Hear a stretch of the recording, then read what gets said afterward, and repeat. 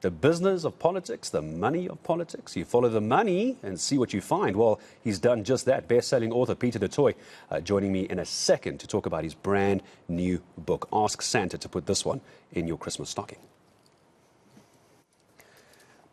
And I'm so glad award-winning journalist Pieter du Toit has come in to talk about this book as well. And Pieter, ANC Billionaires, just there on its own, that gets everyone's attention. Congrats on the book. Thank you, Gareth. Tell me about it. I haven't read it. I want to be honest. It's on my Christmas list. So the book traces the relationship between big capital and the ANC. It starts roughly in 1985, and it takes us up until present day, where after the 1994 political transition, you saw big business intervening in a big way to try and help create a black middle class. And out of that, of course, we saw the emergence of a number of ANC-connected billionaires, I argue in the book. But the story really is the untold story, I think, of the economic transition, the lack of economic transition, the way in which big business tried to influence the ANC before, during, and after the transition. So it's an attempt to add to South Africa's historiography, but also to try and explain why we are here now, and what came before that, and you know what the moves were by big capital to try and influence the ANC in the run up to the transition. It is. It's money is power, and power is influence, as we know as well. So big money, big power, big influence. Who are the big names? So President Cyril Ramaphosa is obviously one of the most well-known, I suppose, so-called ANC billionaires. He was one of the recipients of and beneficiaries of some of the first very big empowerment deals that was done after 1994. But there are a couple of others as well. You know, Patrice Motsepe, who has done very well for himself since 1994. He was someone that started out on the mines before 1994 and actually established his own company, providing peripheral services to mining companies when he was given 8 unused or disused gold shafts by Anglo, and from that he built his empire. So it is the story of empowerment as well, of how empowerment was used by big capital to try and co-opt, I would argue, certain individuals who was going to become part of the political elite, because business and politics are very closely related. They never are far removed from each other, and they're dependent on each other as well. We saw that before 1994, and we're certainly seeing that after 1994. I imagine, though, you're expecting a lot of criticism, very vocal criticism on this. And I do want to ask this question. Why draw the link between the ANC as a political party and individuals who may have had their money before coming out as part of the post-94 government within the ANC? Why make that connection? So certainly there are a number of very well-off businessmen who made their money before 1994, who were black businessmen, who were institutionally excluded from the economy. Now, before 1994, as we know, the majority of South Africans were excluded from the economy because of discriminatory apartheid laws.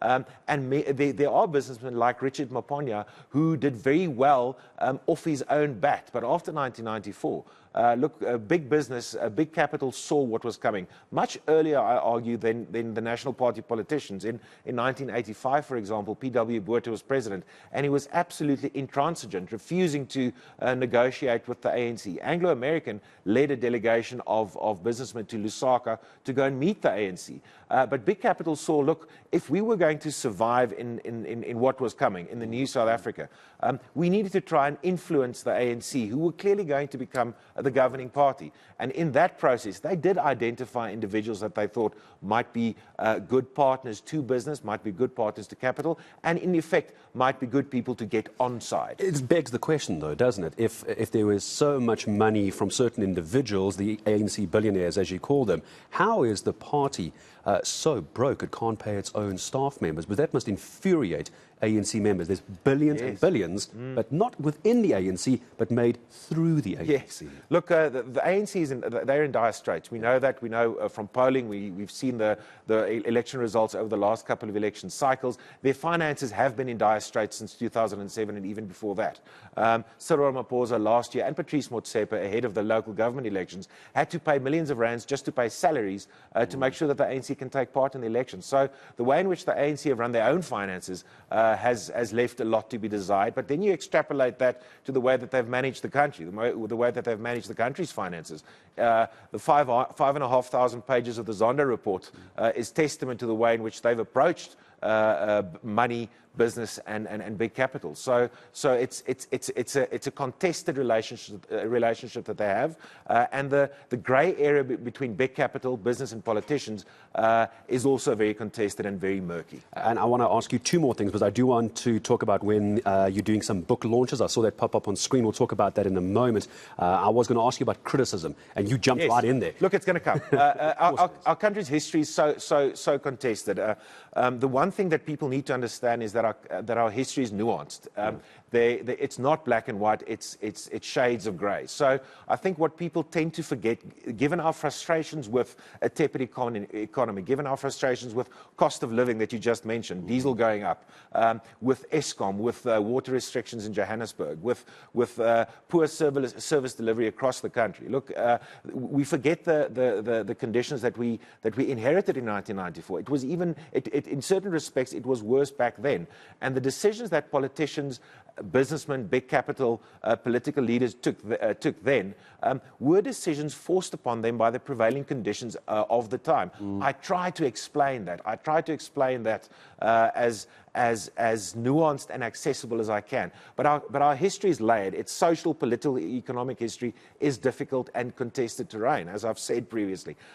So I will get criticism, because I will get criticism for certain of my interpretations, but I hope it contributes to a debate to try and help people understand why we are where we are now. Decisions were taken in the early 90s, the late 80s, by people who were in power in politics and economics back then. But they were forced to make those decisions by the prevailing conditions of the time. Doesn't mean we can't change tack now. Yeah. It just means the decisions that were taken back then were forced on people who had very limited options. And as the ANC likes to remind everyone when they get a chance, is that the debate is healthy in democratic society as well. So looking forward to the book. I haven't had a chance to read it yet. I see it is there.